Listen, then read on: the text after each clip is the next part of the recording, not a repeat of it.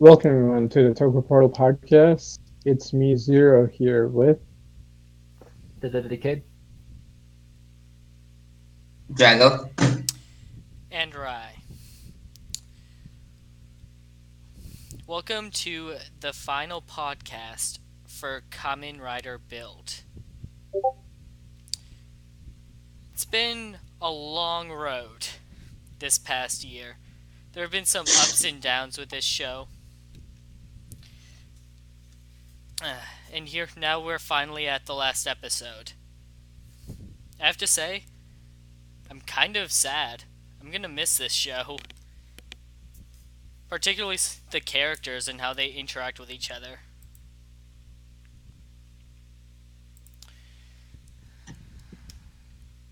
Yeah, this show was really it's my favorite show. Of course, so I'll miss it a lot. But I'm happy that I'm happy that it's ending. It ended. It's kind of I just the ending was so satisfying, and it was just like a capping off point for me that I kind of don't want to more of build.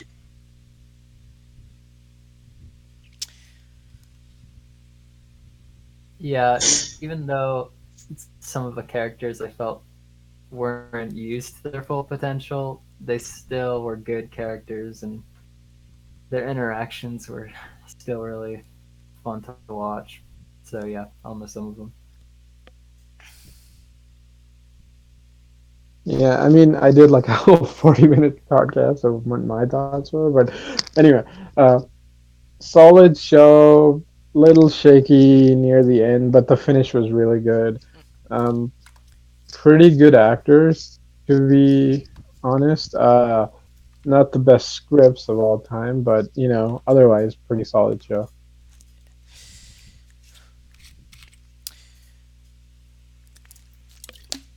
Sorry. Picking up with Banjo's suicide to take out Evolt,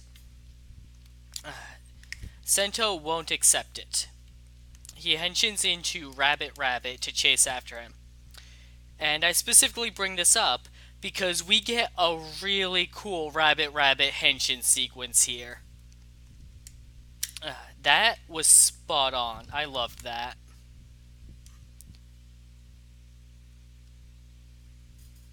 Decade, are you gonna speak or should I? Yeah, go ahead.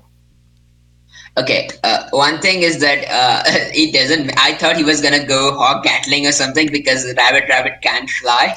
Apparently it can. But yeah, it does anyways. And I'm just the shot was so cool, but I'm thinking, yo, it doesn't make sense. The shot was cool, but doesn't make sense. I'm just constantly like going from this one area, one train of thought to other, and it was very weird for me. It kind of took me out of the show for a minute.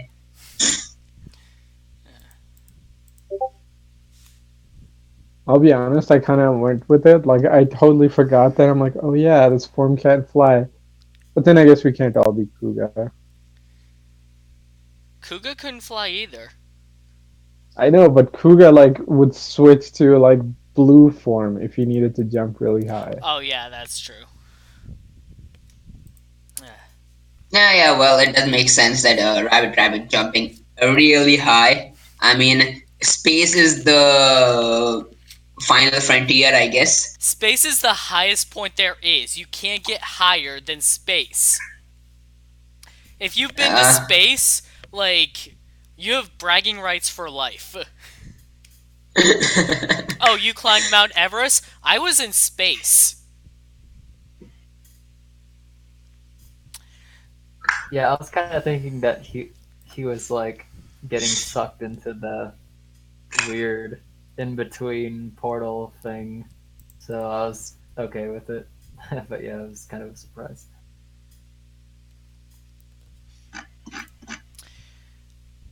The final battle in the Nexus, I have to say, was on par for how good some of the fights in this show can get.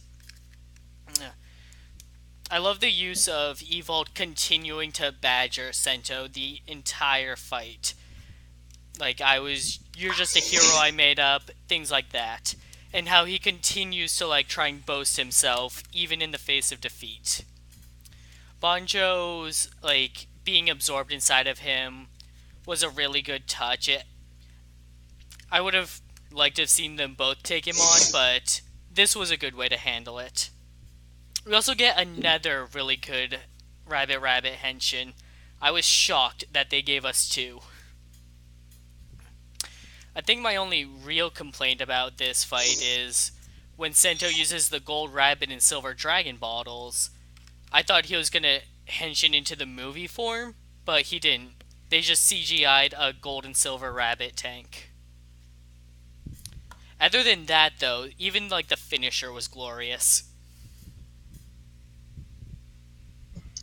Yeah, the one thing that I really didn't like the fact that they use bad CGI there. No, I'm talking about Ganbarizing CGI. This is not even like good CGI.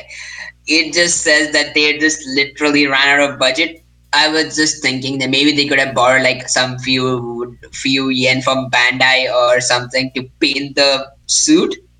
That would have been, but that suit was only gonna last for a minute or so. But even then, they have done that before in the first half. Could have picked one of those suits and painted it into gold and silver, I guess. Yeah. Other than that, I really the one of the best things about this fight is that there was no genius form. So it, since genius has always been treated like the plot MacGuffin final form in this arc, instead of like proper final form, I like the fact that it's not there. I like the and I really liked how the battle went from him. He goes from Rabbit Rabbit back to Tank, and then goes to Sparkling, and then he keeps on losing forms. Even if it doesn't make sense with how, because he didn't replace those bottles in like, he just kept the things kept on changing on its own. And I like the fact that it was I don't know if the show is trying to tell me, but Sento was about to die. Like one more hit and he would have been deadly, because they were showing the gold particles coming from his body, like how what happens when is slide. It was like brief, but yeah, he was just going down, and he was about to die. And I really like the fact that they again Banjo silver dragon bottle, when he put it inside his what do you call it, the full bottle buster, full bottle buster. They put the silver rabbit and golden dragon bottle, and then it was like rabbit dragon. It's a just match. And even when he transformed it, and then Bill says that how he and Banjo are the ultimate duo. And and also the fact that how, like, even if it's not a best match, it produced the best match sound when he put this both the dragon and the rabbit bottles. It's really I'm just it was a really good treat for like the people who actually like, I really like the fact that Sento and Banjo are practically the best two protagonists of the show. And also the fact that how close their friendship is, how much they love each other. And especially with that best match thing, for the people who ship Sento and Banjo, it is like, it is kind of like confirmation or something. It just felt like that for me personally. And I really liked how they used the powers of each form well, like him using the tank treads, and then him using other weapons like in Sparkling, and him jumping from using the rabbit to dodge Evolt and just slash him using the full bottle buster. It looked really cool with the base build suit. It shows how good of a suit that is. And even the finisher, like, I know Rabbit Dragon. It was Rabbit when Rabbit Dragon goes back to Rabbit Tank. That kind, I wish they had actually made a suit so that they didn't have to do that. Other than that, so this was like a really good treat. It kind of reminded me of how like the final battle between like how most final battles like is just sometimes not satisfying enough. This was the perfect. I don't know. I have not felt like this satisfied, this satisfied the final battle, and this it did mean a lot because for the character there, and like for Sento and even Banjo, this battle meant a lot. It was, I mean, like they could have the going to the rift evolve could have just been dead, and then but it wouldn't have made for a good finale. I like the fact that it was Sento's he rider kicks him to death, and that is the highlight. This was a really this kind of feels really good to me. Yeah, I'm done. Yeah, those effects for the rabbit dragon weren't great. I mean, we've had better in Sentai recently, but it was still really emotionally satisfying to see them combine their powers. And one thing I didn't mention was before the fight, when he basically sees uh, Katsuragi, not the last time, but the second to last time, and Katsuragi basically calls him an idiot for potentially sacrificing himself to save Banjo.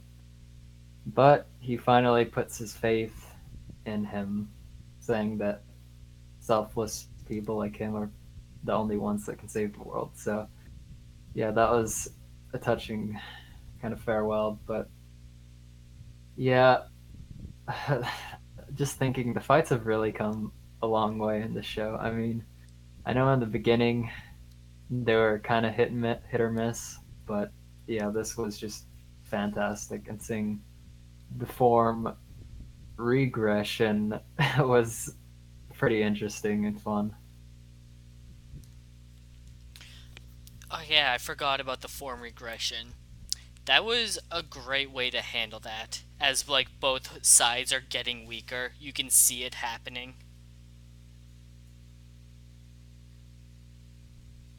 Nice, nice. So what I'm hearing is you wanted Bandai to make another bottle. One last one. Just another one. Add 70, 80 bottles to the list. Well, what I wanted was that movie form to be used. Okay, I'm making a Ah, really bad joke, Oh, but yeah. but um, so apparently what happened is the rabbit dragon form suit apparently I heard got damaged somehow, so they couldn't use Oh. it. I was like, what the heck? How do you damage a suit that quick? But something happened. Um, Apparently that's the rumor anyway, and that's why they had to CG it. But I'm like, that sucks.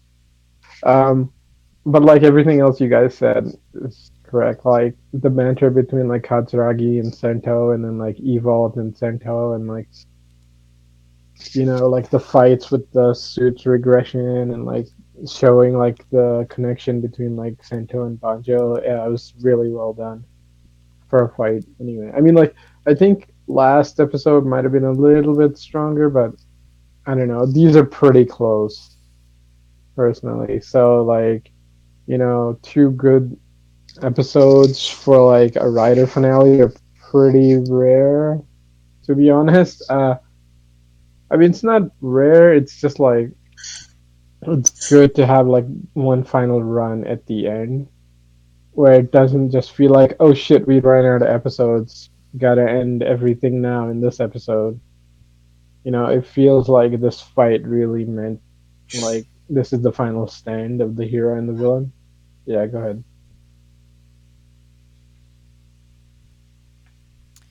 who? Oh, I thought you wanted to say something, Drago. Ah, no, no, no, no, no. I didn't want to say anything. I'm done actually. Yeah, you pretty much nailed it better than I could, Drago. Sento and Banjo are the best match. Uh, I think like what really upsets me though about the um, the CGI form not looking good was that not only was it too flashy, it had stilted movement. Like it didn't flow very well. You could tell that like they were very limited on how they could do that. And it was just disappointing to see.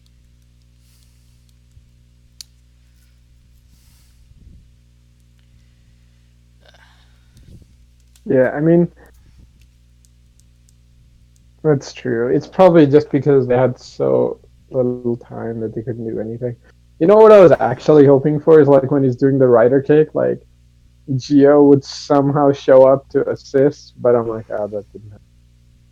Because like we're not getting a crossover episode unless like the first episode is Geo's some weird crossover, or maybe it's It just is. because he was in Yes. the movie. So we already talked about this, but Build just straight up gives Zio his belt. Really?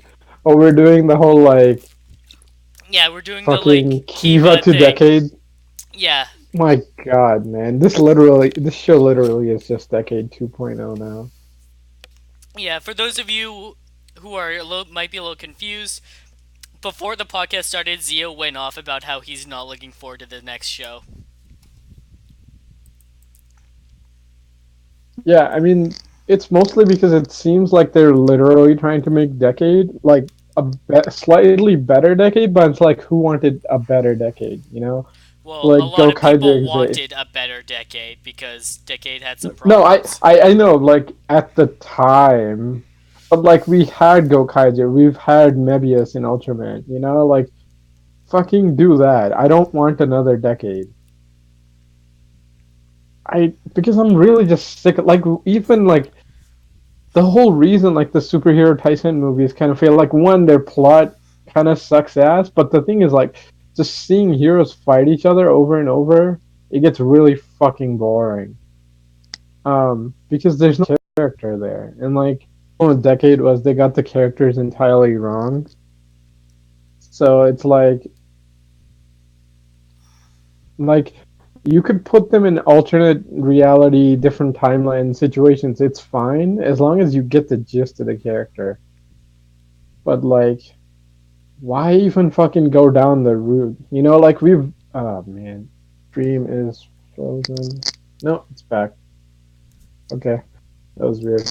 Um, yeah, like why even go down this route again? Like we spent like the last like 10 years in a combined writer continuity. Like why go back to this thing of like, oh no, we're gonna have a time writer and it's just gonna, possibly visit like alternate versions of our characters. Like, why not just have like the heroes just team up and fight? Well, Like, the story seems to be that the villain group is traveling through time and replacing the hero riders with their evil versions, and so Zio is oh, going back to take out the evil versions. oh my god, that's fucking terrible. That's literally like a really shit. It's like somebody gave the script to Arxis and was like, yeah, you know your shitty fighting game writing? Right, make a writer show out of that. Like, this is literally like Dragon Ball Fighters story or fucking Xenoverse. No, this is Xenoverse's story, except in common. Like, it's literally in like fighting games, you have to give reasons why like the heroes are fighting the hero characters, and like the thing is like, oh, they're mind controlled, or it's a weird timeline or some bullshit, and like we've now made a comment like who's like, yes, I want to see Kuga again. Oh no, not normal Kuga, evil Kuga. Like fuck off. I'm so sick of that shit. Let's Okay, focus on build. uh, so back to build. Uh, yeah, I guess you guys can give your thoughts on Zero after we're done with building. Yeah. Sento wakes up in the new merge between the. Actually, when the two worlds are merging, we get a great shot of all of like Sento's formulas breaking through Skywall, like the way they appear in the opening for the show. It is not like for me it's not on the level of that one shot from the final episode of X-Aid, but that's still pretty good because we've been seeing that this whole time and now there it is happening. Like it's not just a metaphor anymore. Okay, the freaking like X-Age right? Because like, oh, everything built up to this and you've been seeing it from the beginning, right? Whereas like the formulas breaking down the skywall was like the biggest bullshit shot. I'm like, this means nothing. You've literally thrown this in because like X8 did it. Or as a No, no. reference, like Okay, wait. I Okay. I was just gonna say that they did the same shit in Drive, where there were like there were multiple spikes that came out of the ground and it was showing the car dodging it in the opening, and they did that in the last few episodes. Yeah, it has been going on from there. I mean, to be fair, that's fine because like it's actually happening. Whereas in Build, it's like, oh, his formulas are breaking down the skywall, and it literally looks like they're breaking down the skywall. I'm like, that's not how this stupid wall's going down. It's being pulled up. Like, there's no reason the wall should be coming apart like this. Like the shard in X-Aid, the shard in Drive is like, no, those shots are literally happening in the show. Whereas in Build is like, nah, we just wanted to match the intro.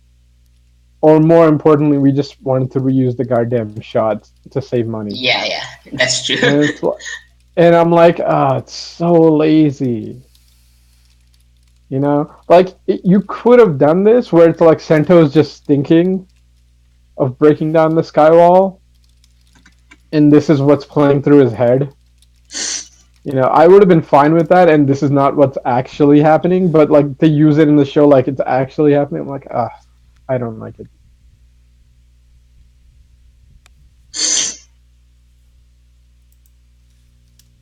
Ah, Decade, your thoughts on this? Don't really have many thoughts until the next part. yeah. So Sento wakes up in the world he created.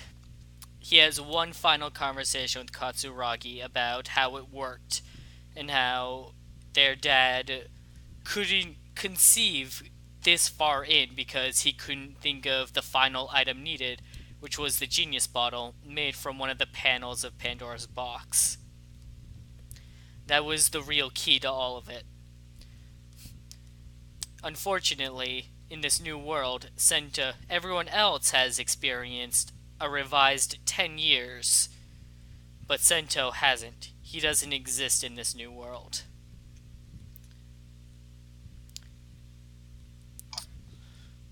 Yeah, and I was sad immediately when the episode was going on, and one of the I think the I now I finally understand the reason why Katsuragi needed to exist, because it would be bad to have a narrator. I'm talking about like a disembodied voice without some sort of logic to it. So they used Katsuragi and Sento's head to be either the audience or the narrator so far, and especially in this episode, they use him very well, which really liked. And I don't really give a shit about what plot MacGuffin is used to create this new world or whatever, but it's nice to have an explanation.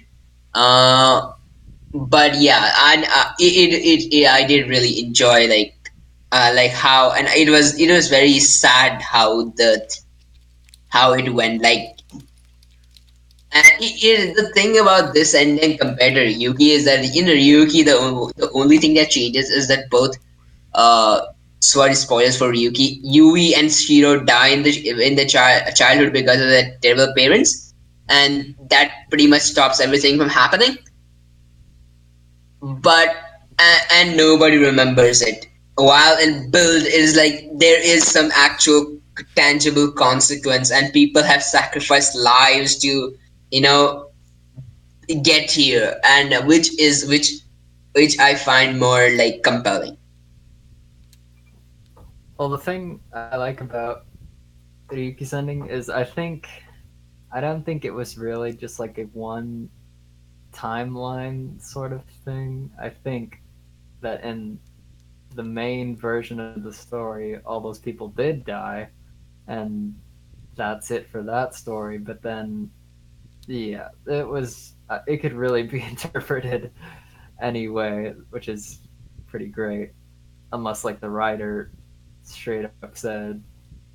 But anyways, you should watch that show, people. You should watch Um, Ryuki. yeah, this was a, a nice twist on that, and I definitely felt sad when Banjo, air quotes, didn't recognize Sento, but he did have Kasumi again, so yeah, that was pretty hard to watch.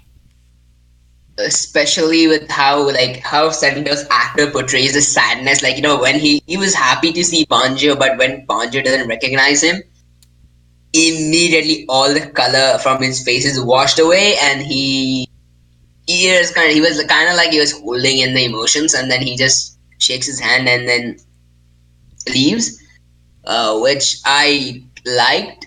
I was sad. Like, I was like, oh crap, they are like Bond is not gonna remember anything, and then it was very sad because other characters also, like, they got their happy ending. Like, yes, Banjo got his happy. Sorry. Oh, it's okay. Banjo got his happy ending, and should I talk about the other characters, like what they're doing? Yeah, I was gonna do that next. Go Okay. ahead. Okay. So basically, like we see Sawa and Gentoku, like how they met in the first episode where they were talking like Sawa was a journalist and Gentoku was like uh, a really sleazy politician, asking her to like come to the hotel room, and yeah, it was and then that it was implied, and over here, like Gentoku, all this development that happened throughout the show carried on to maybe. Okay, we should be live again. Yeah, give it a couple of seconds. Come on.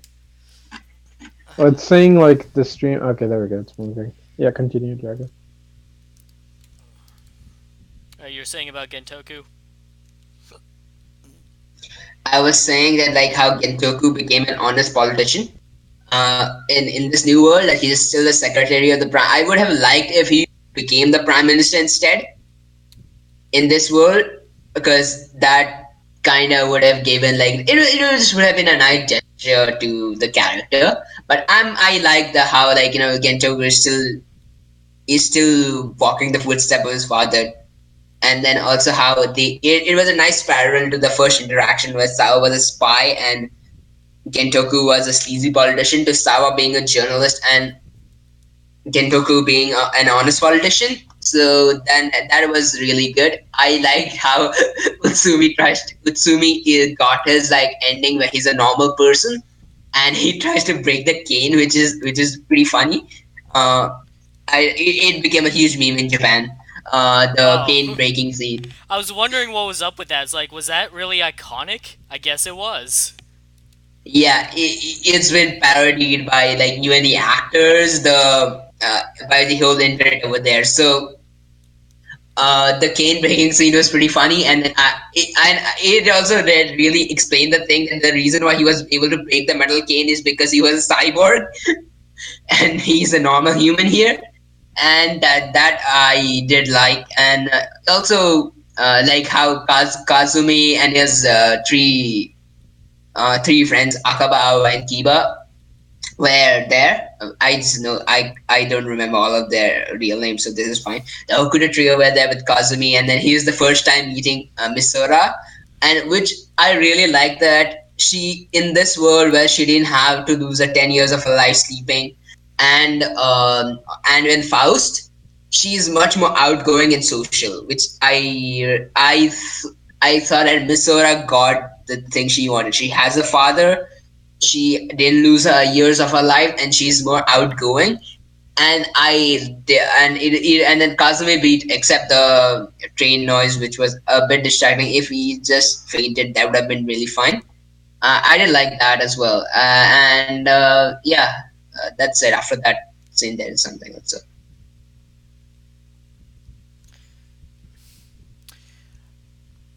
I did also really enjoy seeing like the new interaction between Gentoku and Sawa and just how normal it is this time around. Gentoku seems to like does seem to have carried over some of his good traits from before. Uh, Utsumi trying to break the cane was pretty funny, and it's good to see that like he's still working with a passion. The Kazumi scene was really good. The blowing smoke out of his nose was a bit much for me, but other than that, it was spot on. I love the interaction between him and the crows.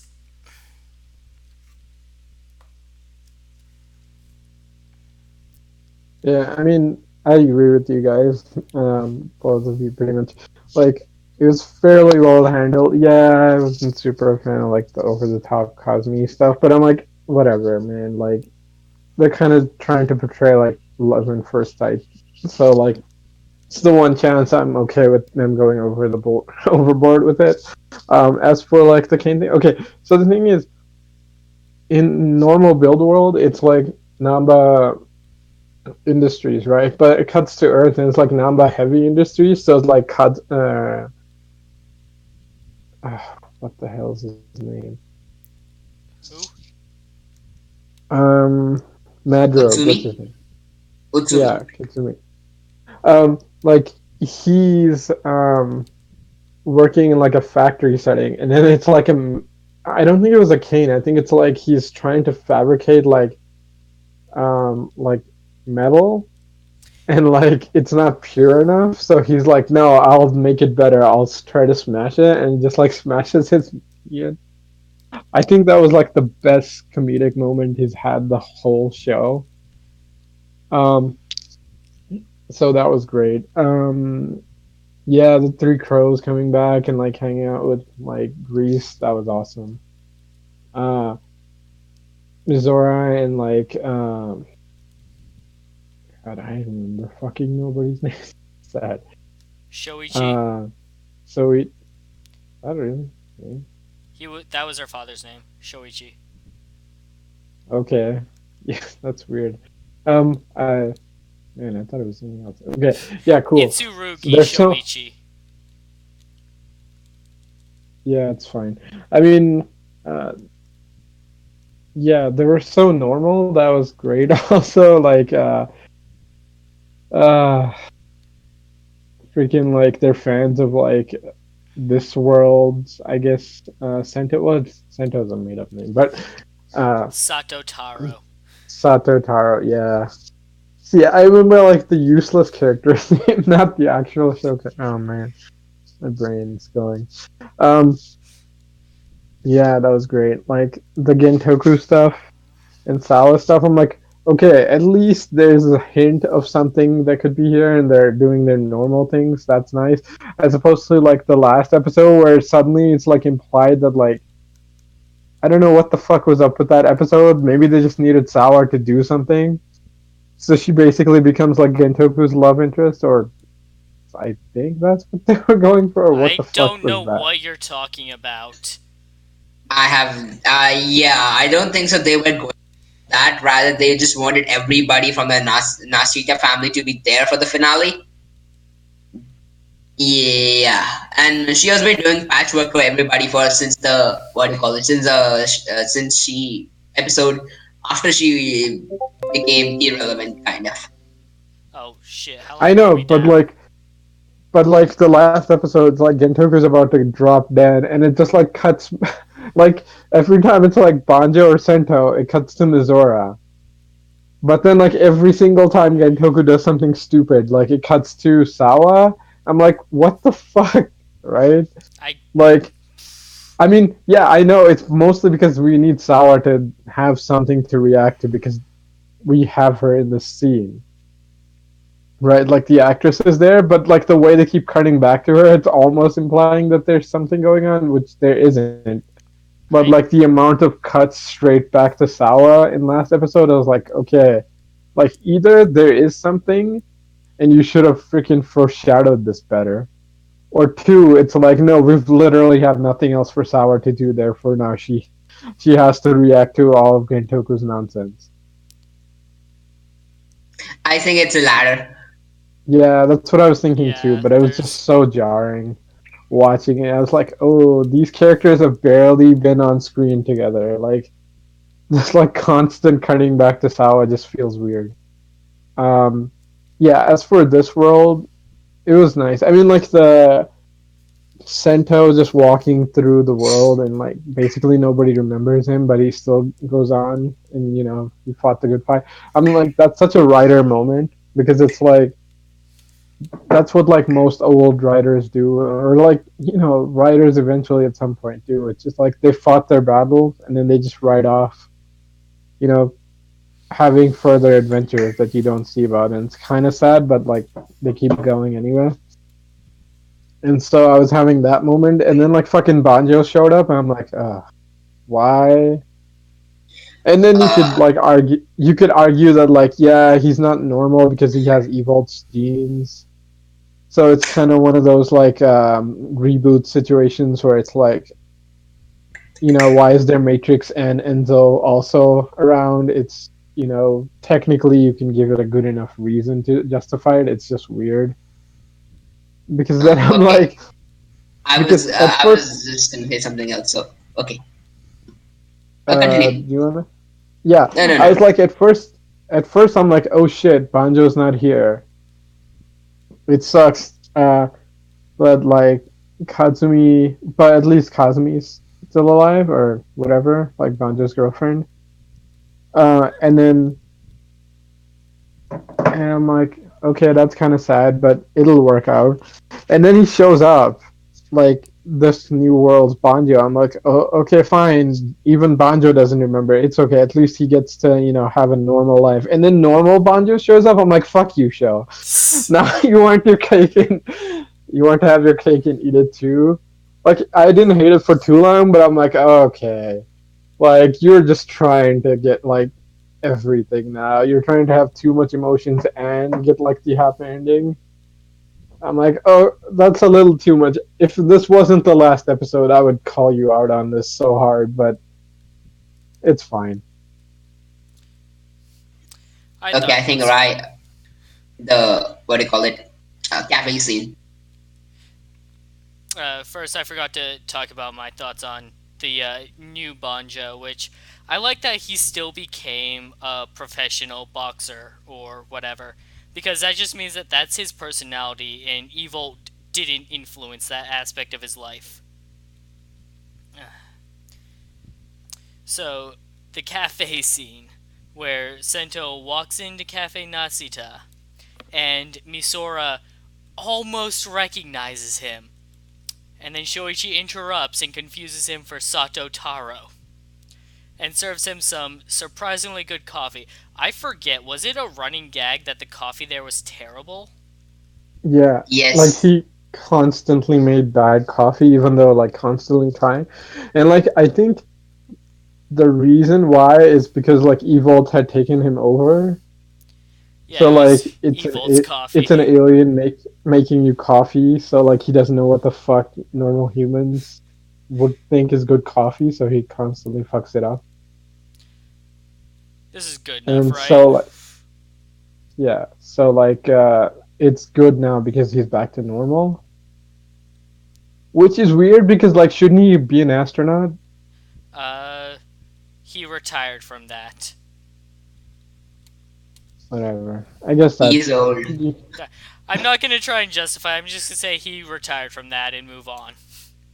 I love how you're like, oh, he's old. I'm like, do you know how long it takes to be a fucking astronaut? Like literally, like, oh, you've been selected to flying your first mission is like 10 years, right? Like it takes like 7 to 10 years, which means, oh, that's after having become like, either an engineer or a doctor or a geologist or like well, I guess the geologist stuff is much less now because we're not actually landing on shit.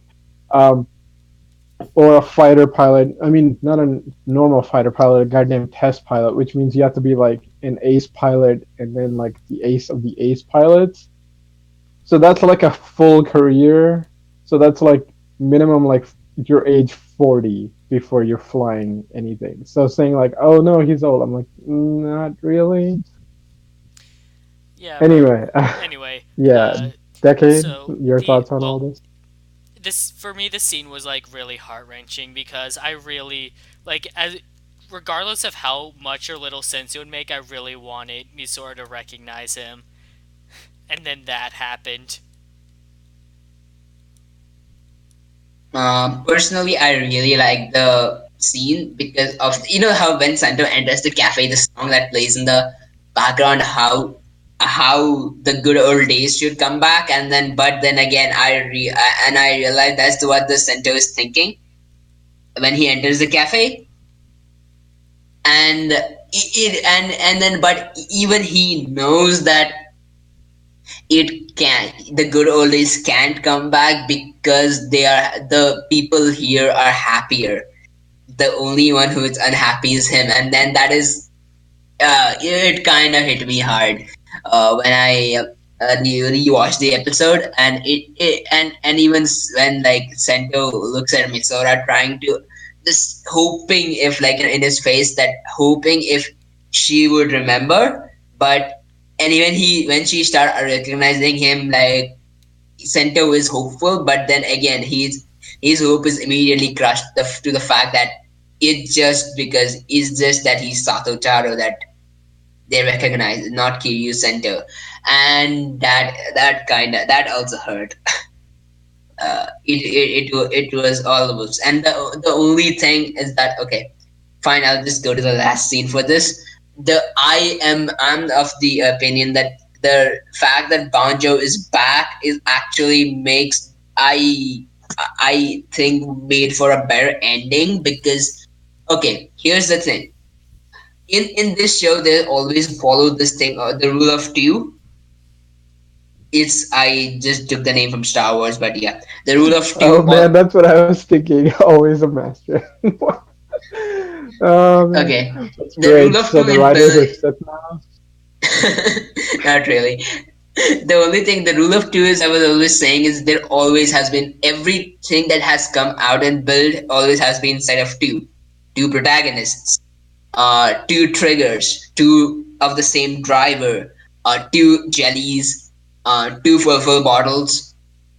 There's one coming for Rogue, two knuckles, two the Great Cross, the Cross Dragon. There are two of them, and even that is and the full bottles always come in the set of two. I'm sorry, sorry. And the only thing that actually came in the set of one was the Splash Driver and the Crocodile Crack bottle. Other than that, everything else has always been in two.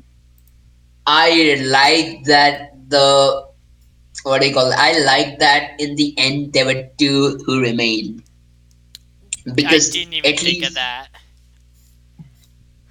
and it fit thematically. It is like even two worlds like that's how it just the two was the thing that actually made it made sense to me when like I finished like watching the show that you needed to. And also I think that even if like the people nobody remembers them and they probably don't have any identification and they're homeless, at least they have Yeah, each yeah, other. yeah.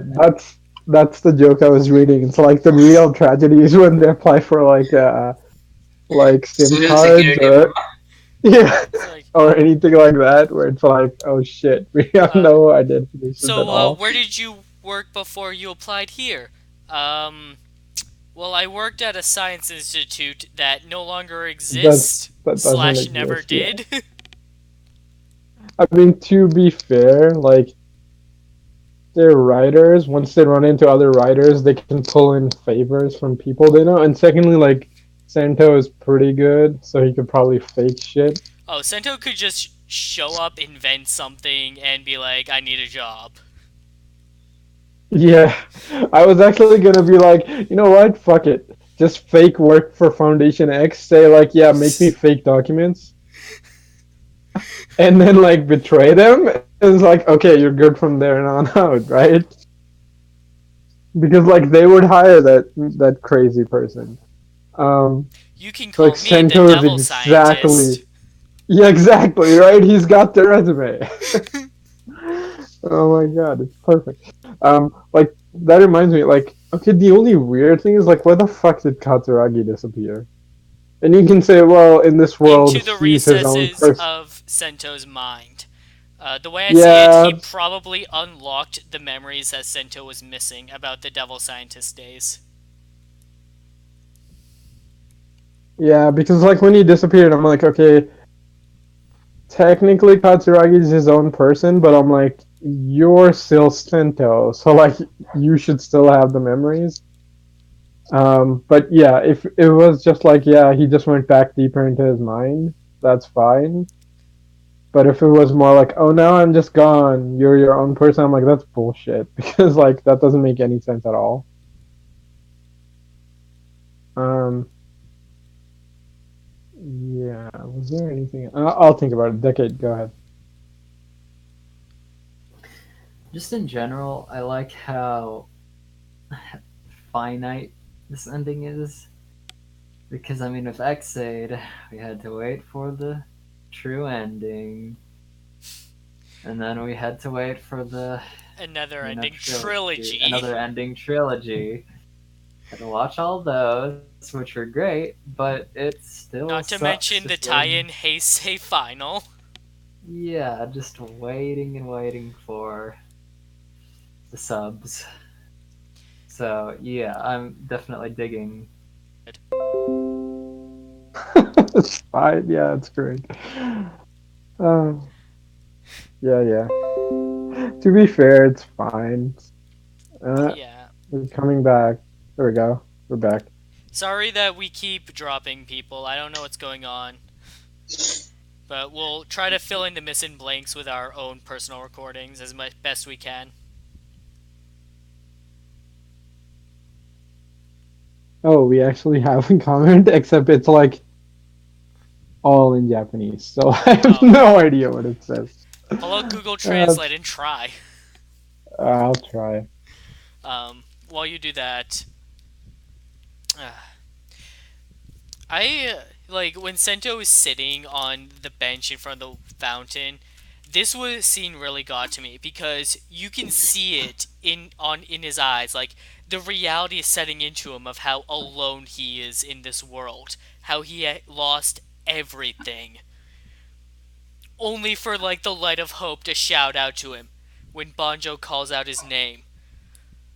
Just the relief on Sento's face when he saw him.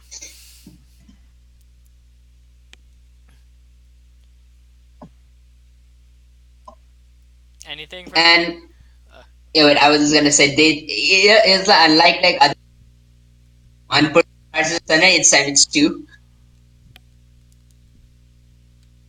That's kind of different, and they repeat the gag from the first episode, like of a Banjo chain being opened up, uh, Banjo zip being open, and that was pretty funny. I laughed my ass off when that scene happened. Oh, the zipper scene was great. Yeah, and even the scene after that, like when like, Banjo and Center are sitting on top of the hill, and then Center just said, I've digitized our memories into 49 episodes," and they start recording the narration, like opening scene from opening that prologue word for word, like the cold open. Um, and that was pretty funny. That was from episode two, and somebody like Josh from Toku Topics did like a side by side comparison of that, and it was spot on. Like it was the exact same Oh, line. oh, that's great. I didn't even catch that.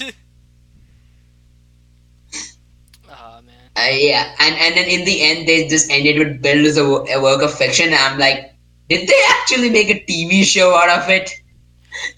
and we have been watching that because Oh that would man. explain a lot of those visual gags like they use sometimes. Oh, it would. Like the monkeys dropping on Banjo's head. Yeah, and also how the story is. It just feels like a TV show, and then that would be a really nice way for the memories of the show to live on. The only thing I'm kind of is that okay, yeah, everything makes sense, except like the fact that government is also involved and acting as their themselves in the show. I mean, the prime minister would be a fun. I don't know. This Gentaku's dad would be fun enough guy to fund that because it has like anti-war message, and everybody else who is involved is an actor. Oh yeah, his dad should be alive in this world, shouldn't he? Who? Sento's dad. He should be alive in this Yeah, yeah. world. Santo's dad is alive. Katsuragi is alive. Sato Taro is alive. Yeah, but who cares about Sato Taro? Apparently Soichi Uh, does. Apparently he's a huge fan. he okay. The people have Sato Taro had an impression on a lot of, so yeah, they care. Oh wait, really? Yeah, I was just checking Twitter and Seriously? yeah, when Sato Taro had come on the show, and then even after that, people always fondly remember him. I, It's the internet. It's weird. There are Utsumi fans out there, so yeah. Mutsumi well, had more than Utsumi one was. I was episode. about to say the exact thing. Okay, you know what? This is like if people had were fans of like when Shotaro watched too many like samurai movies, fell asleep, was double in the damn like Dream Toei World. like samurai, yeah, samurai park, and then had like that dream samurai episode. Okay, they even made like real guy memories based on those, but you know what? That was a full episode. That was fun. Shotaro is like not even a dude. Like why? He has no personality. He's just a random weirdo. Also, our commenter, I guess, is some random Japanese like meme channel with like no Wow. content. And basically they're asking what, so maybe they were a Rider fan, but you know, like they're Japanese and we're all speaking English, so they have no idea what's going Uh, on. Potentially, I think that's what happened. Well, that how, sucks, but at least we have people from Japan, I guess. So that's something. how do you say sorry in Japanese? No, my accent is horrible. I'm not doing it. You What do it? it. What's Shimasen mean again? Forget it. Forget it. Let's not butcher the language. I would now. I think we're done. Anybody else's final thoughts Oh, on this episode? I mean, well, the final scene was really great. I just loved the way that like just how meta it was. Like, yeah, I turned our entire adventure into a 49 episode show. Yeah, that was so meta. What it reminded me of like is that episode of SG1 where they're like thinking about like okay, there's an episode before in SG1 where they find an alien, but like what happened is like he was hiding on Earth and he kind of like wiped his memory or something happened and like he forgot that he was an alien and he knew about like the SG program and what he did was he ended up creating a TV show called Wormhole X, which was basically SG1, except just like a cheap um, B, like a B movie style like TV show, a knockoff. And then like the characters from SG1 see it and it's like, oh shit, this is a problem. So they go and try to figure out like, okay, is like the SG1 program information being leaked or what's going on? Then they figure out he's just an alien. And then they're like, okay, fine, we'll just take you back to your planet. And then they're like, all right, so what do we do with the show? Right? Like, End do we it. cancel it? or do we keep it going? And then they're like, you know what? Fuck it. We'll just keep it going because it's good cover if somebody actually does figure out something about the SU program. And then you're like, and then they try to bring it up with like, hey, the government has this secret program with like wormholes and they fight aliens and shit. Because like if somebody does that, then you just point to them and it's like, dude, you've been watching the show too much. It's getting to you. Yeah, and then so like later on, that alien character comes back, Hmm. and then he wants to do um, like another show or something, or a more accurate version of like SG-1. Uh, but then they're like, well, I don't have the budget for it, so they're like suggesting ideas of how to do it. And like at one point, it cuts to Carter, and like her idea is to do it with puppets. So they actually do it with puppets. They show like how it would play out, and you see like Teal, like so they're basically doing the first episode of SG-1. Um, and it's like Teal like walks through and he's wearing his like full Jaffa outfit. Walks through like through like puppet Teal walks through like a miniature like uh Stargate. And then like because he's a puppet, like because he went through the Stargate, like his strings get cut and the puppet just falls down. And then they're like, no, this can't work, so they just shoot it down. I was like, this is the most fucking meta thing. Oh, and then they're like, oh, what about like the lead actor? It's like, it's fine. Nobody will notice when you replace him. Like he asked for too much money. He's too expensive. It's fine. We can just replace him. And just like in season 10 when they replaced O'Neill. Um, so they're like being hyper meta, and I'm like, oh my god, like this build ending reminds me of this from Star. The same face as as Banjo Ryuga from the old world and Sento. So it would be really fun, like for them to act as those characters because they are famous. That would be great, but I like here's the thing. I think what Sento actually did is like he wrote their adventures because like nobody would believe them, right? That it was real. And so he's decided to live on and have that and live off that money. And then he Yeah, starts doing the intro. Um so the thing is like I don't think they've actually produced it yet, yeah. except I for mean, like, maybe the intro skits. But yeah, that's actually pretty funny. Like if they have themselves and like themselves from the new world act in it, that is so fucking meta. It would be great.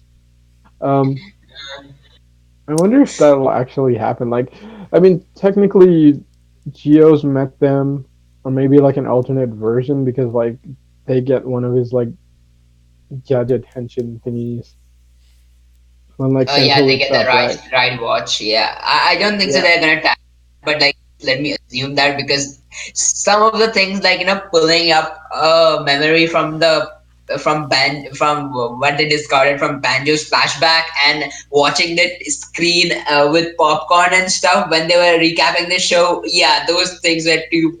They broke the fourth wall too much. So I guess that you can assume that this was a TV show. Oh man, that's crazy. You can, but then you have like weirdo stuff like yeah, I guess like if it's the actors doing it, but like Okay, if you assume it's the characters in the show doing it, well, then it's like no, it can't be. It's remember just when written we the went over like Bonjo's backstory and like the actual like projector image popped up and they were watching it and Sento bats it away like no, not about your birth. yeah, that's true. Yes. So it just makes sense that those are actors doing it rather than so the joke made sense now. It makes a lot of sense to me and it's funnier in retrospect. After when I was watching the show with my friend yesterday. Oh crap! Like this is one of the things that I love about Bill. Everything has an explanation, almost. Almost. I mean, like it's not like double level of explanation, but almost everything has it. I would say no, double would be unfair compared. I would say like drive level of explanation. Yeah, because yeah, we can go with drive. That's about even. Because the thing with like yeah, double is like literally every freaking thing in that universe has an explanation. But then again, like the yeah, same guy wrote Drive and yeah. Kyoryuger, So so makes that's just sense. his thing. Yeah, like his This thing is he came really, explains. really close to like explaining. I mean, the only thing that has been explained is the splash. How did Ryuga get Dragon Splash Jelly again? So maybe Centimeter's pair or something. Except that, everything else is explained. Now, should we talk about the actual series? Yeah. Uh, this series has had a lot of ups and downs for me. From some of the more boring fights early on to seemingly irrelevant plot lines later on involving Namba. Overall, though, I really enjoyed this series. And I am going to miss a lot of these characters. Not Sawa, but everyone else came together and really felt like a family to me. And just the way their interactions evolved over the show, it I had was a. just gonna. Uh, Okay. I just want to say, it had a sense No, of no, no. togetherness that just really stuck with me, and it's gonna. That's probably the biggest thing that I'm gonna remember about this show going forward. I was just gonna say all the bad stuff about the show first. Oh, go on. Okay, okay. Here's the thing. It's no secret that I love Build a lot, but I have glaring issues with this show. The latter half of the show. Okay, the one thing is that in the beginning of the show, when the first half, like the first 10 episodes, the fight scenes that didn't involve Ryuga or Rogue and Stock fighting each other were boring because Build was. I mean, it does make sense in the context of the story, but they try to play the we will do make this accurate mathematical formula so that nobody calls us out on that kind of thing for a while. And you know, whenever everything is so logical, it just gets boring. And also the fact that Seiji Takaiwa, the guy who has been acting as main rider for like the past how many years, is old, so he can't be as agile or like as moving as the other riders. So whenever it's not Takaiwa in the Seiji Takaiwa in the build suit, uh, it's actually the build fights are really great. They do improve those later on, like with how they treat the suit, especially after Ryuga transformed into Cross. After that, the fights happen really great throughout. But that was really kind of terrible. Like especially fights involving build are usually boring. I mean, Um, is that been shown? Like when they list the stunt people that you see, like the episodes without him are better, or is it just like general conception? no, the episodes without him, like build actually moves a lot more. Like you know how in the last arc of the show, how there was after episode 45 or something, how Bill started moving a bit faster and how good the final fight was. Yeah. Yeah, but that's because it was not Seiji Takaiwa in the show in the suit. Someone else was Oh, there. that's weird. Because I'm like, I mean, technically, like freaking Gavan can still like kick your ass pretty much if you wanted to, like original Gavan. Um, but then again, like I guess he hasn't been continuously, like this main stunt guy for like 20 years, right? So I'm thinking Takaiwa probably has more damage on his body at this point. Yeah, Um, he is the guy who had to walk with the metal foot. So in Kiva, so yeah, I'm pretty sure Oh, he has to get a lot of damage for his body. So that is there. And the second and my second problem actually it's actually how Miles Utsumi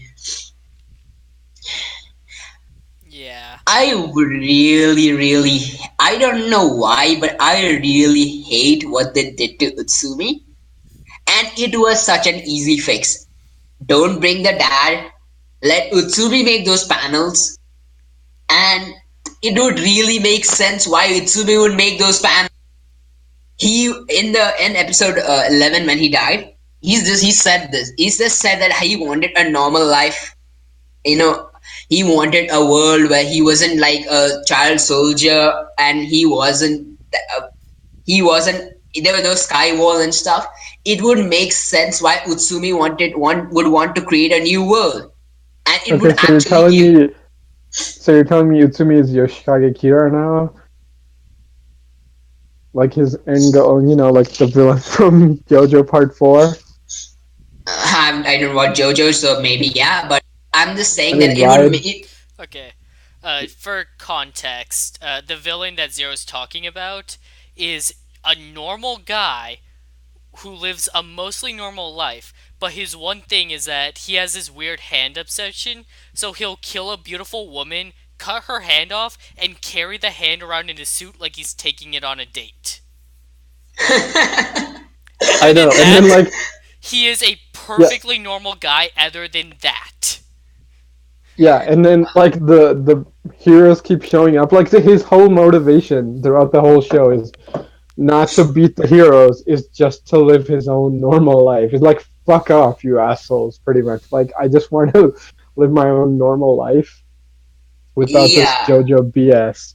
And so like the way you're like Okay. describing like Utsumi is like, oh, I just wanted a normal life. I'm like, oh my god, it's freaking Yoshikage Kira. Almost. I mean, like he's not as bad as Yoshikage Kira, but like, yeah, that's the sad part. Like the episode where he dies, he has so much more character development, and like they use pretty much none of it throughout the show, which is sad. Like The it's worst kind of the part about fight. that. Okay. Yeah, it's kind of like the Continue. Fies problem of like having the kids from the orphanage, and you're like, okay, these characters are interesting. Now Now forget they're about all them. We're dead. never gonna. Yeah, now they're all dead. We're never gonna do anything interesting with them at all. And like here we have like the orphanage, but we have a lot fewer kids, like basically Uzumi and Sawa, but like they still get nothing to do. It's like what the fuck? Yeah, that's the one thing that I would to actually expand on how Utsumi was using the Nanba children to like upgrade himself into a cyborg or things like that. Like I would actually would like him to have like just show that he was working. He's not like why Evo wanted to recruit him and how he's working as a scientist. Then also the fact that like he was just wanted to sabotage Evo's plan. He wanted to kill him and all those things, and he had backups. That would have given Utsumi so much character, and his entire character arc would have ended by the end of the show, and that would have been fantastic in my opinion. It wouldn't fix some of the problems of like some other problems, but it would have made those four bad episodes of Build like bad in terms of like how like compared to the rest of the show, really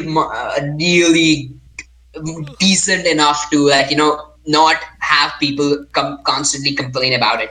Honestly, you're That Yeah, right. If they had given all of Sento's father's stuff to Utsumi instead, his character would have felt far more worthwhile.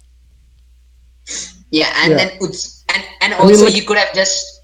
Oh, okay. I was just gonna say. Also, you could have. How Nanba died few episodes ago. You could have just had the Nanba children like and grieving, like sort of because they lost their father figure, and like how, and then you could have seen like how Utsumi still remembers like how his father, like how Nanba was his father, and like you could just see his sadness in him. Like if those were the things that they showed us, gave some time, it wouldn't have even taken like 5 minutes to make these changes. If they had just not had Katsuragi's father in the show, and they would have given all the stuff to Utsumi, it would have been so goddamn better. yeah. I mean, like the biggest problem is that this show has too much plot for its runtime. I mean, like technically you can squeeze it so it doesn't if you write it really, really well. But the thing is, like writer shows get one season. If this had like 4 or 5 seasons, like each arc is enough for like a 50 episode season if you wanted to. Like Utsumi and Namba is like one problem, but that's the last problem. Like we forget that like basically the prime ministers got swept to the side, Oh yeah. right? Like the other nations just got like fucking left behind besides Toto, and not even that much of Toto got shown. Do you think You they should know? have Yeah, spent more time on the war? I disagree. I I think mean, they it's Exactly. spent not. enough time. They could I have spent more time, but it's more like we needed more of like just what the fuck Japan was like under the different leaders, you know?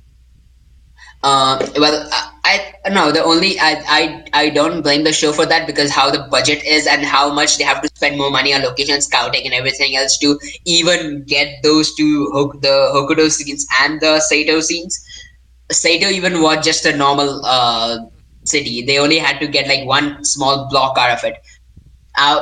That I'll get to a bit later. I'll get to the good for that. But Yeah, I mean as that's kind of what I was saying. Like if like Rider Short has multiple seasons, then you could like spend the budget, you know? yeah, Like yeah, this arc gets this budget. You know, like a whole show's budget, then it could have been done well.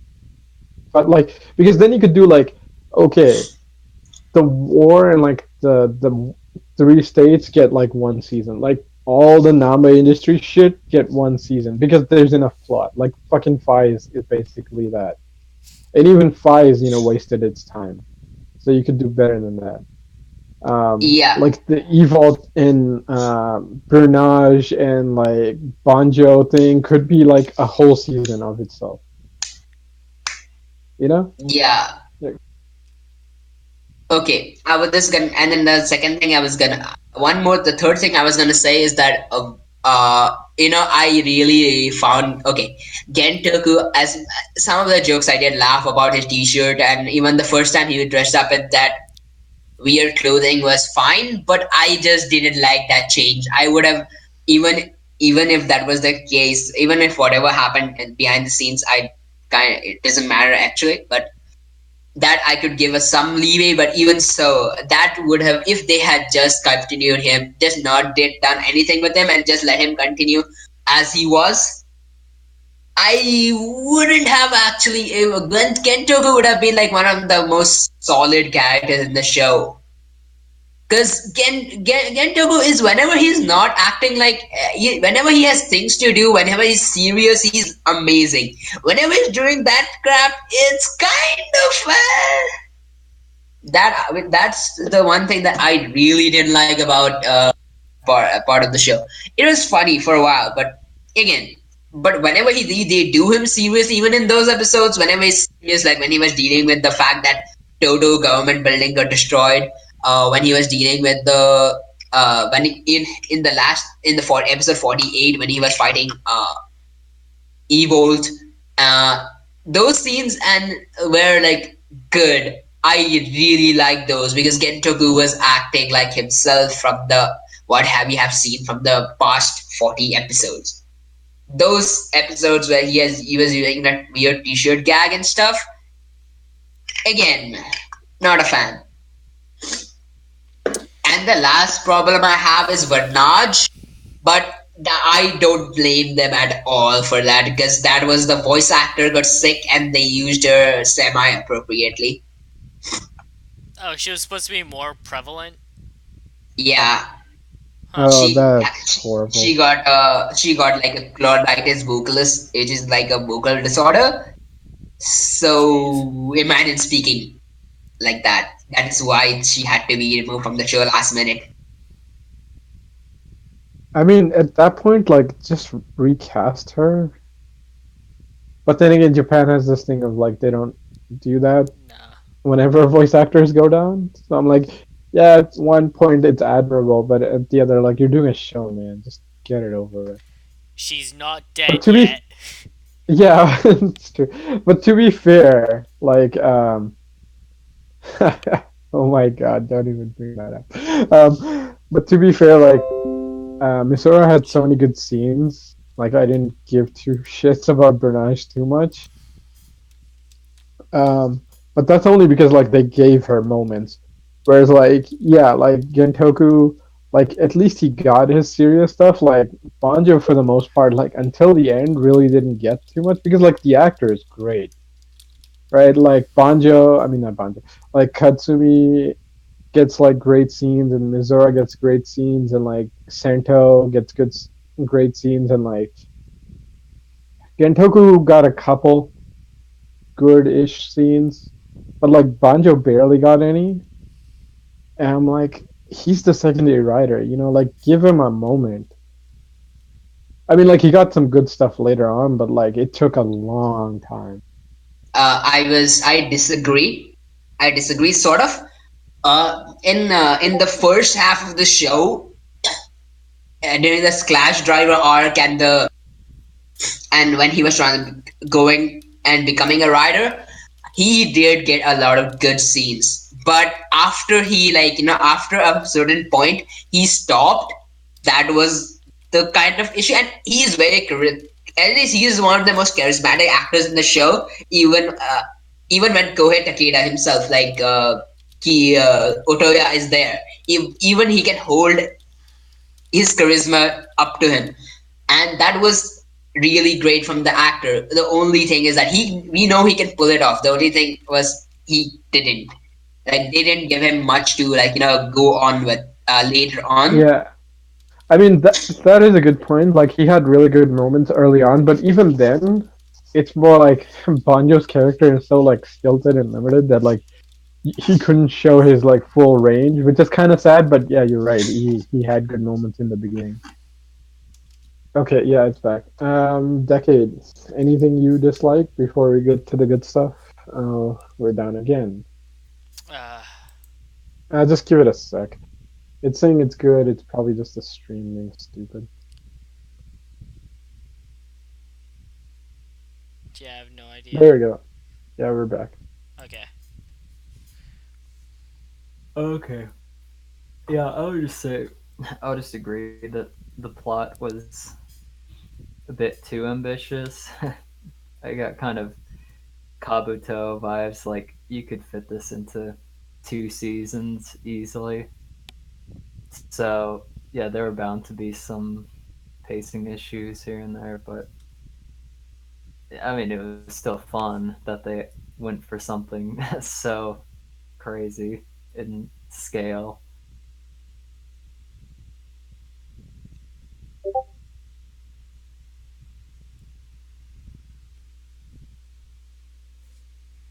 Oh, uh,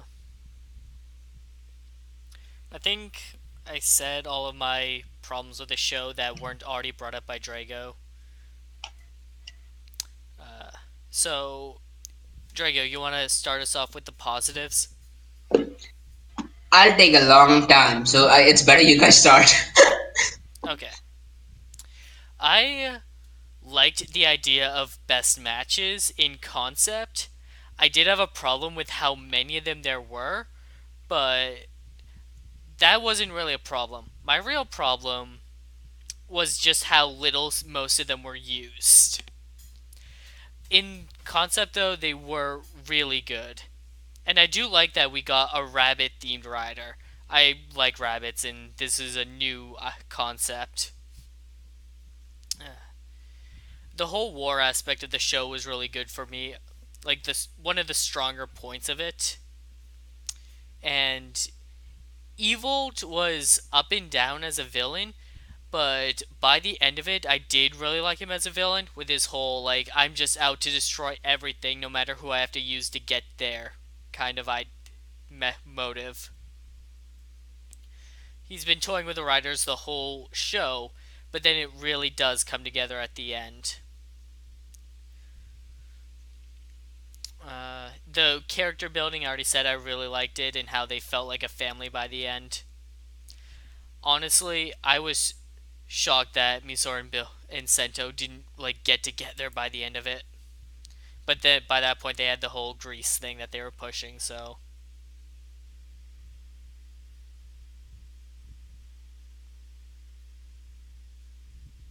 Yeah, my positive was also my negative. Just the plot was just so epic, um, and it really just added a lot of weight to what the writers had to deal with. I mean, they're pretty much on their own in this universe, and their villain wanted to destroy the damn universe. But even before that, they had to deal with the country being destroyed, or at least torn apart by war. Whereas in other writer shows, we just get like, oh, gotta save the city, maybe save the country towards the very end. But yeah, it was just really an epic ride, and I did like the whole. It's really interesting because he's basically his own legacy rider, which we don't find out to the end. Although we had, well, not really the end, but the midway point. Although we had a lot of hints, but yeah, it was just a fun way to develop the main character. I liked it. Yeah, I agree with what you guys said. It's pretty interesting stuff. One negative I forgot to bring up is like hazard levels. Man, I've never liked hazard levels. And like near the end, like Evil continuously shouting hazard level. I wanted to beat him up more because he kept saying hazard level than anything he was doing at that point. Mm.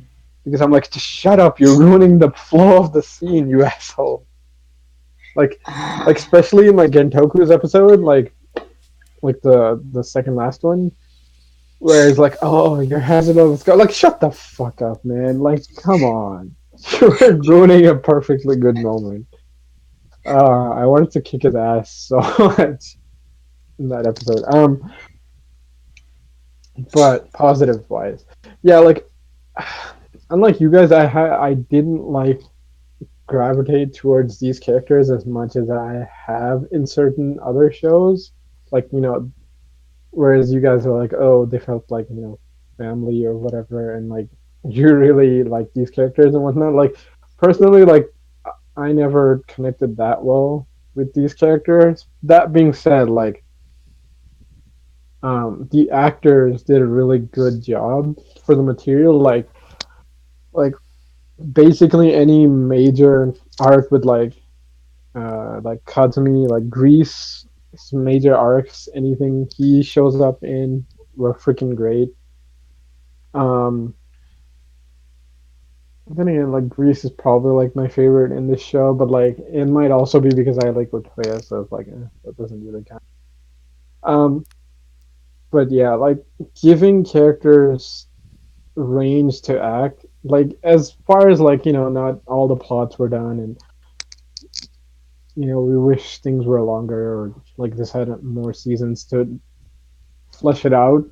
Yeah, I agree. We needed those, but at least we got like insanely emotional scenes where like we let the damn people act and let the actors show what they could do. And like as much as I like Ryder, sometimes we try to limit that.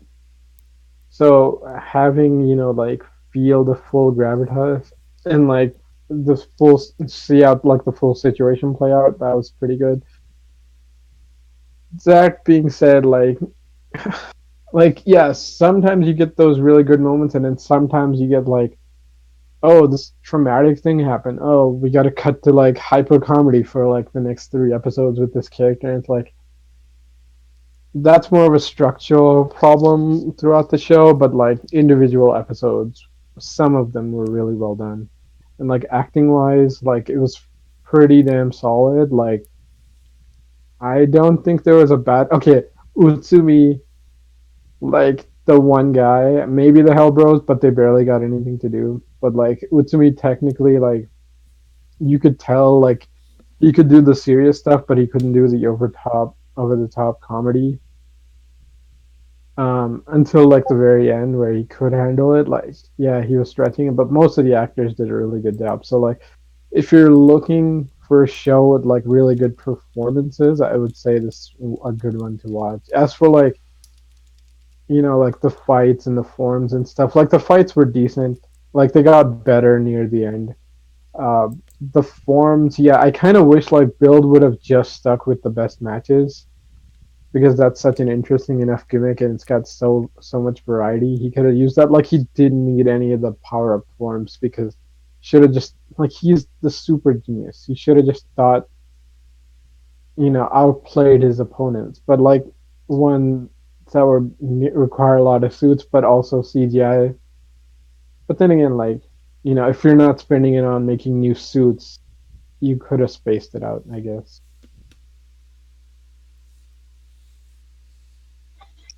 Okay, I forgot also to bring one negative in the show. Bandai was super, super, super greedy this season. Yeah, like even with the falling birth rate consideration, like holy shit, like literally almost everything that shows up on screen is for sale at this point. Yeah, and Like even if they could sell you freaking real estate at this point, I'm pretty sure Bandai would start selling you real estate. Like Jesus Christ, man. Uh, yeah, like okay, all the clothes, all the bottles, all the forms, all the weapons, like holy shit. Like it was insane. Like all the different belts and the gun weapon. Like it was ridiculous. And like okay, and there's okay, literally I two was. versions of Pandora's box now. There's the one with the bottles, and then there's the one with the damn soundtrack. Okay, I was just gonna say this. They literally made premium Bandai the bottles out of the bottles that they had previously, like the purple and silver ones. They made gold and black, like the premium Bandai logo. That was it is super Wow. funny and it's super Seriously? funny. Yeah, it is. Like it's literally premium Bandai's logo colors. Oh my god! Like how Powered by terrible they. merchandise. Yeah.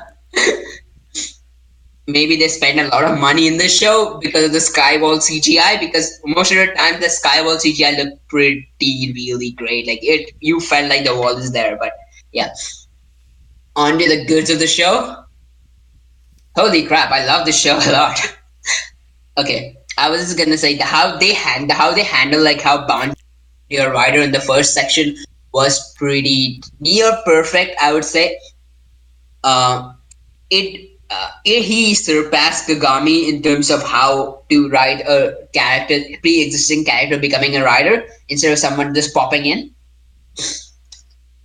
It was earned for me, and it was earned, and not even that. His thing didn't stop with when he became a writer. It built up to the finally the time when he got magma, and that was a great build up to in my opinion. Like he goes from your base cross to cross charge to cross magma, and that was a really good chunk of like character development and how the progression of his character went, and also how the sound like it kept on even this the BGM built up to his theme song, which was really good.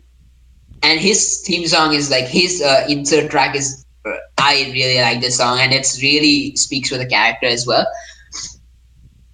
Then then how like we had a pre-established writer at Sento.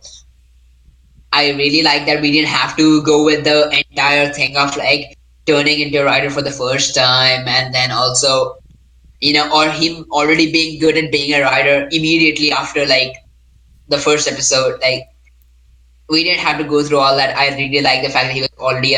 I really. It was that nice thing that they did back in Wizard, which I really liked in that season. This even in this one, it's really well done. Sorry. And then the reveal of Soichi became being stock, and how they didn't spend time with a lot of stuff like the amnesia plot. I thought they were gonna like stretch it out the like at least half the season. I like that they reveal that he was not only like an amnesiac, but he was one of the scientists working for an evil organization. In the thing of like how Z Cross and Build make the Holy Trinity of amnesiac riders. That's pretty nice, I would say.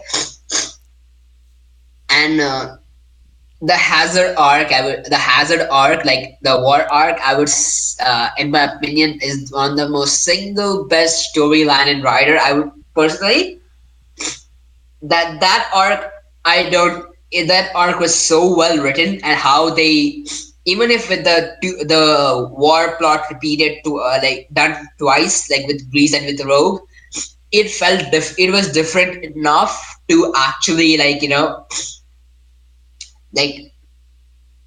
like get his character from one point to another, like him going through the hero's journey by the end. I like that, and especially the fights between when he turned to Rabbit, Tank, and how even the deaths in the show held a lot of weight. Stock was a great villain. Evo, I would say, Evo is a great villain, but in a different way, because there's such sort of a disconnect between Stock and Evo that I can't put my finger on, but it's there at least. But it did make me really excited. Like we didn't have this consistently strong, like inconsistently but strong throughout villain in the show. So I enjoyed that aspect of it. I really enjoyed all the characters, especially how they made logical decisions and then didn't dwell on one thing for a long time. Like all the characters were treated like idiots except in 43, episode 43. I hate that episode a lot. And What happened in 43? Misora went to go Oh and god, yeah, explain. that's what I was thinking of too. Yeah, that episode's so terrible. Like it would have worked if it came like halfway through the show, but not at that. Not at the end, and that's why that's why, like, that one episode I really don't like. But otherwise, everything else I felt was really strong. Even Gentoku's character arc, going from, like, a corrupt politician to to a villain, as a soldier, like trying to challenge Sento, and who, because Kentoku used to be Katsuragi's friend, and like how he was accusing Sento of, like, he was the one who was responsible for the war. And that entire fight scene was fantastic. I liked what they did with Ro by the end, like how finally he got support from his people to as a common rider rather than a politician, and then he realized that it's the people who make the country and not the people in power who make the country. And that was a message that I really enjoyed. And I really enjoy how serious and how the direction and the acting was fantastic in this show. And Yeah, unpopular opinion, I would say, but I didn't mind Sawa. I thought Sawa no, was pretty. I don't have a problem with Sawa. Like she's a good actor. She just doesn't have anything to do in the show. That's my As for problem. No. Gentoku was like last episode, like literally last episode before this one. I pretty much like if that had been his arc instead of the stupid T-shirt thing, like I would have been way more like literally if we didn't see any of the T-shirt stuff because I'm like, okay, you know what? Fuck it. At this point, Gentoku might be like number one character with that episode alone.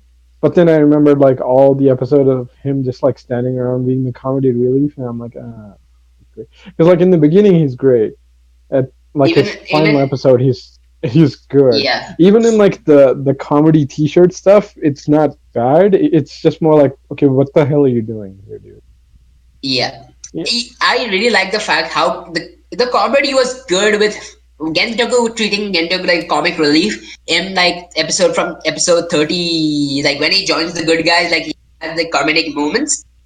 That was really great. But episode 41, 40 to 44, kind of with the t-shirt gag, kind of ruined it for me. That's and whenever he's serious, he's great. That's the reason why I like Gentoku a lot. And Sawa, I would say that I think it was a good decision not to allow her to do much because Sawa in the end was it was not that they didn't have to kill her off, which I would say that it would have not been great for me. I would have liked if she like instead of like doing anything else, she would have become a writer instead. But then again, it's fine. It's fine. We got four writers already, so Look, that I mean, was like the problem is with making her a writer is like she would 100% be dead if she became a writer. oh right, Like, that's true. yeah. So I'm like, okay, fuck it. You know, it's worth it not for her to be a writer at this point because, like, the thing Yeah. is, like the freaking male writers aren't safe in this show. Like, she would have no chance. Yeah, that's also true. Like with how Toei the female characters, especially writers in this series. I'm talking about Kamen Rider as a whole. But I really thought that them not using Sawa much in the end, not forcing her into scenes, did and letting allowing her to remain as a background character was a smart decision in my opinion because we have seen what happens when they do that. Shunpei, Okay, like yeah, the Shumpei thing sucks ass ye- because like one like his earlier scenes are good and like at the end when he gets his shit together is like no you guys are not acting like heroes when he calls them out after that point like then he becomes really solid too but in the middle when yeah. he's just like pure comedy relief it kind of sucks because like I was hoping he was gonna be like oh my nobody I Wajima. suck at names huh. The Wajima, the ring guy. No, like yeah, either he was gonna be okay. Like I had three possibilities. One, he is gonna be like future White Wizard, right? Like two, he's gonna be Wajima's apprentice, or three, he was gonna be like Kotaro from Blade. You know, like just the cool normal human dude who hangs out with the writers and like helps them with like day to day stuff. You know, like ground them Yeah, in reality. But then like freaking like the actors don't show up and stuff like that and so like they just parted the hell out of the show with stupid pratfall comedy and that really sucked but the thing is like I yeah. really like the characters in Wizard is because like I really feel like they're more like family and stuff um especially like there's this one scene where they're all like sitting and eating and like Koyomi's serving out the rice and by the end like they keep saying like more and more and more and she just like picks up the rice cooker at the end. It's like okay, it's all out, you assholes, pretty much. That's like one of the sweetest moments in the whole show. Um, and so the thing is like yeah, even with like Shumpei doing like all the comedy stuff, like I couldn't hate him because I'm like okay, you're only doing this because of like requirements and his Uh, comedy was like um it's annoying because it's stupid but it's not like constantly fourth wall breaking so like I might have been more okay with it but like yeah I don't like how his character ended up being in the show it could have been so much better yeah, that's what my issue with like when you try to do a lot more when they are not supposed to or they don't have any business being, it kind of ruins the show. Ruins the character. But yeah, I really like the fact that they didn't do much with Saga later on because she had no business doing anything in the first place. I mean In my Aqua, my thing with that is like once you made her like one of the Namba children like you had so much more plot between her and Utsumi yeah, and right yeah, and it goes with because they could have mine been that okay.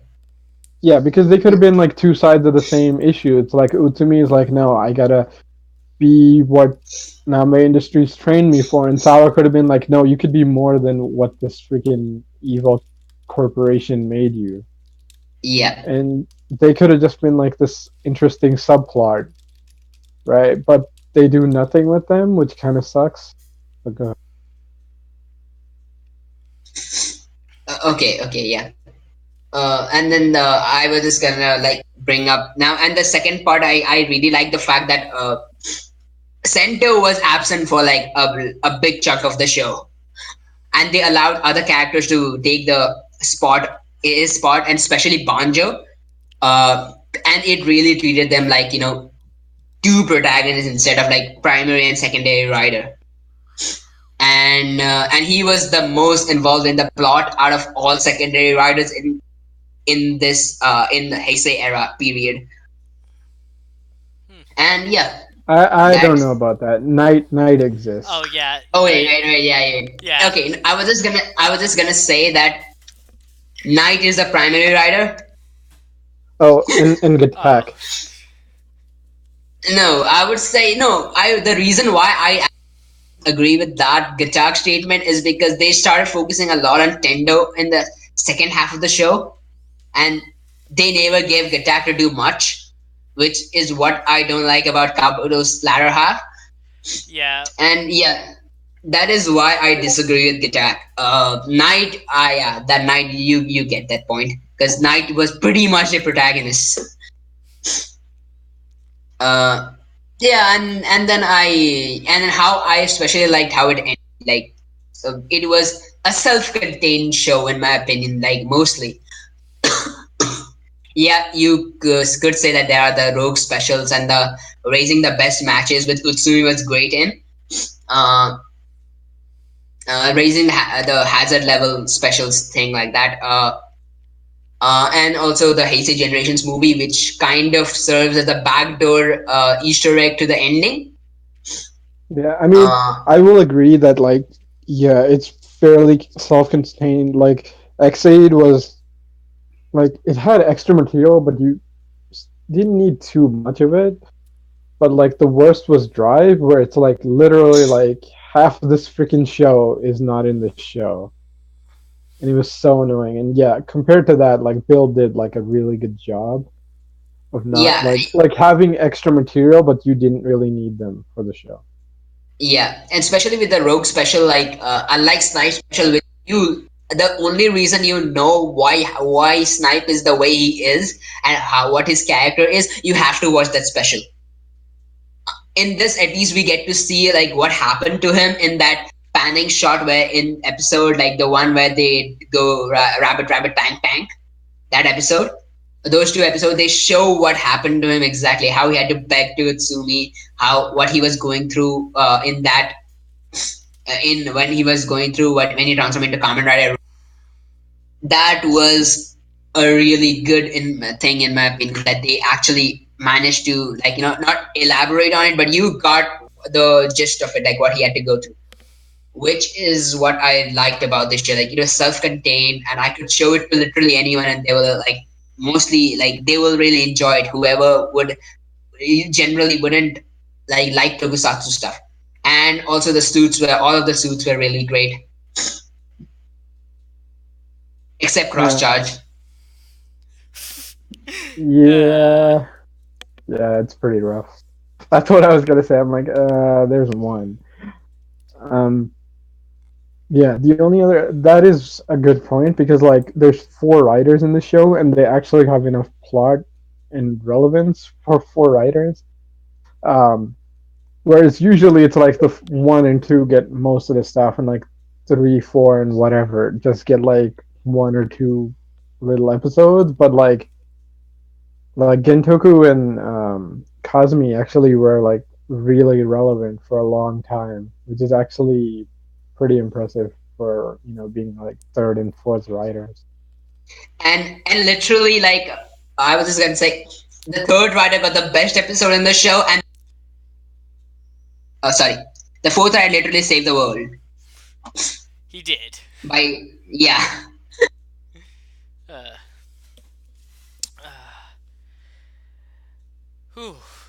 What a ride this show has been, though. Ugh. I think it's fair to say that, despite the things we have wrong with it, we're gonna miss this show a bit. Oof. Okay, I mean, like honestly, I was gonna say I was ready for it to end, but seeing the last like 3 episodes being really solid, I'm like, oh, Yeah, I might actually I miss kind the of show a little bit. I'm kind of wishing that a lot of the episodes I had problems with were more like that. We're just more on that quality level. Now we say goodbye to an entire show. It's weird to see it end, but it's time to move on. Thanks for joining us tonight, everybody. Sorry this one went on so long, Whoa, whoa, but whoa, oh, whoa! no, Wait, you're not done? you guys didn't give your thoughts on the next guy. Right. Uh, Yeah, ba- because I already did. You guys go ahead. Honestly, like I'm worried because of who the writer is, but there's still some hope.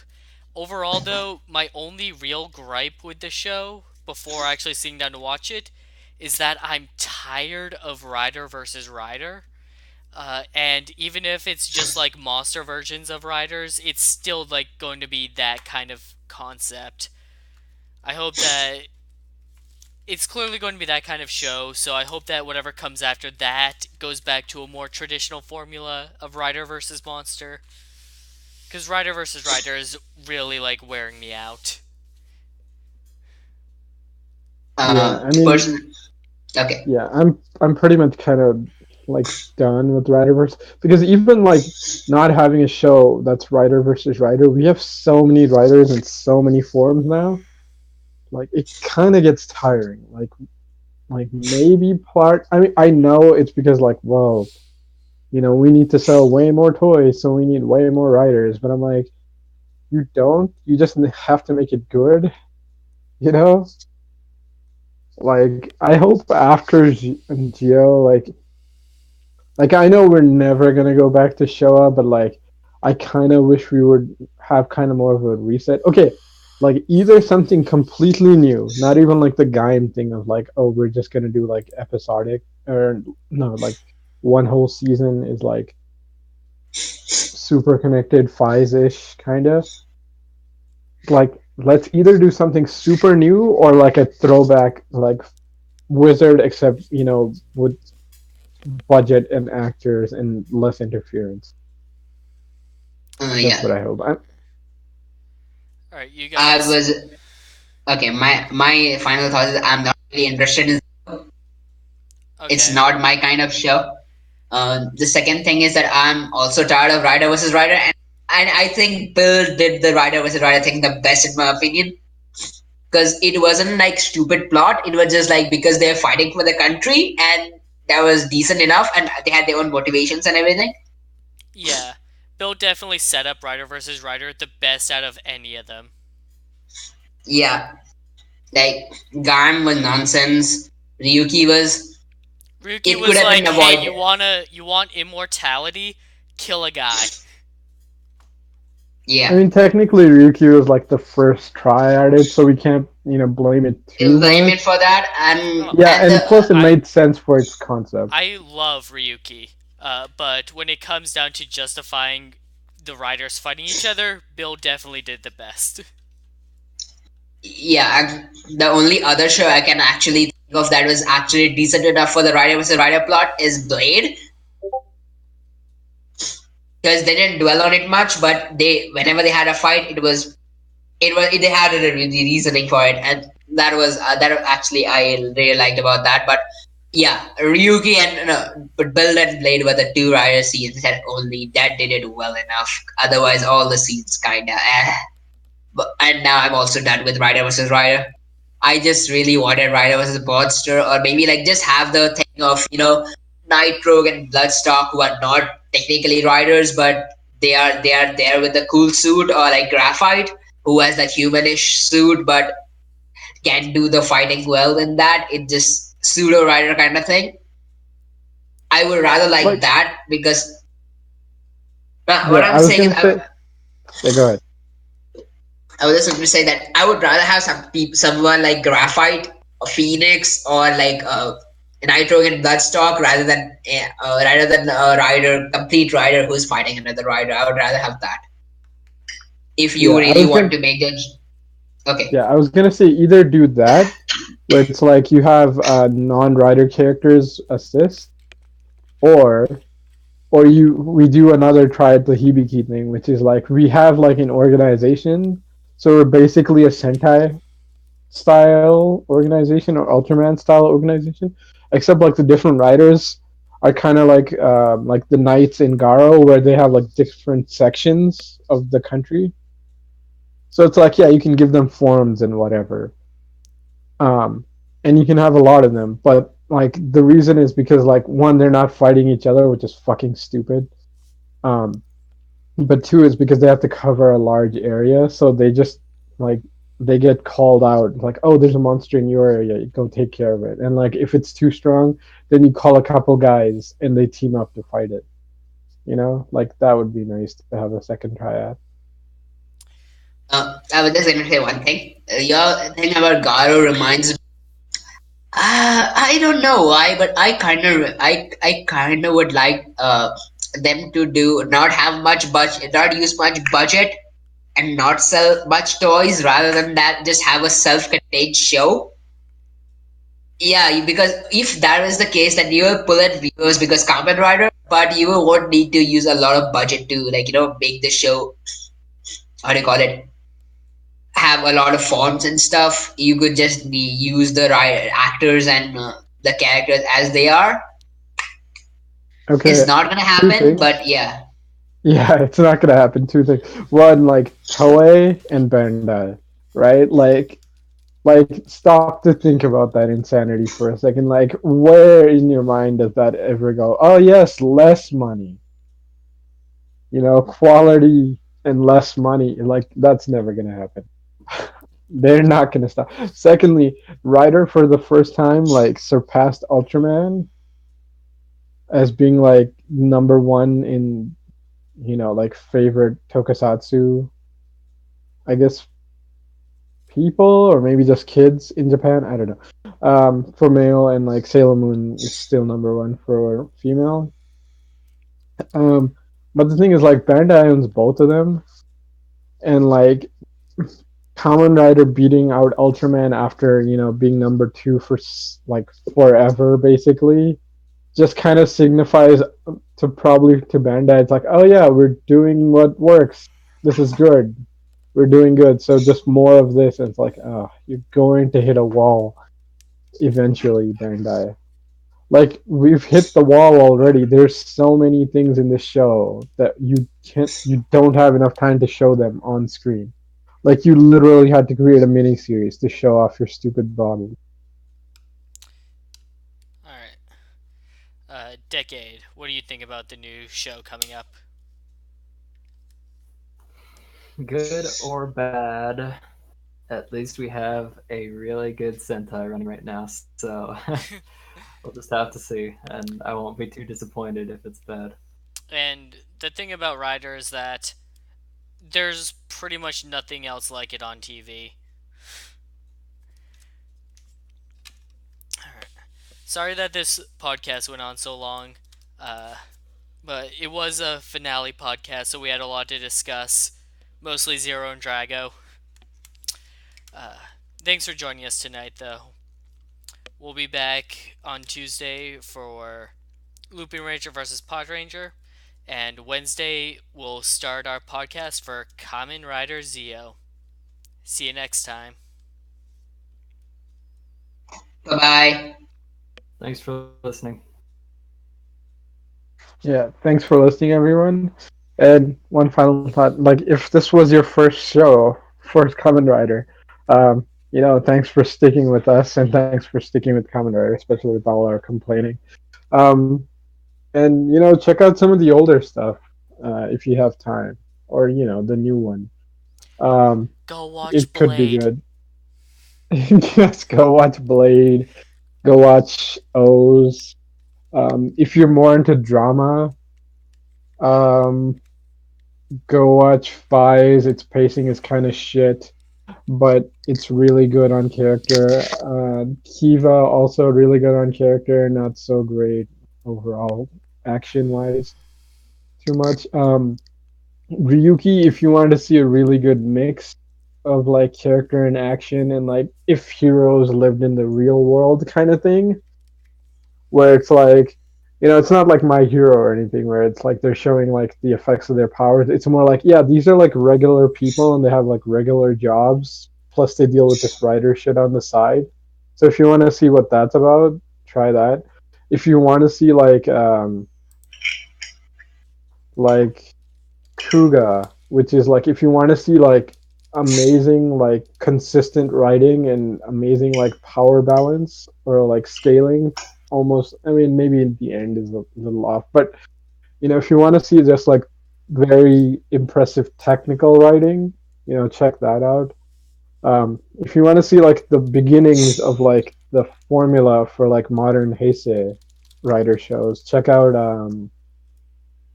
Agito. Don't pay too much attention to the freaking Akatsuki incident. Like, it gets way too much hype for what it's worth.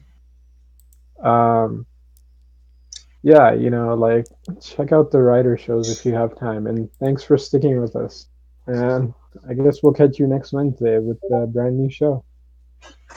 Bye bye.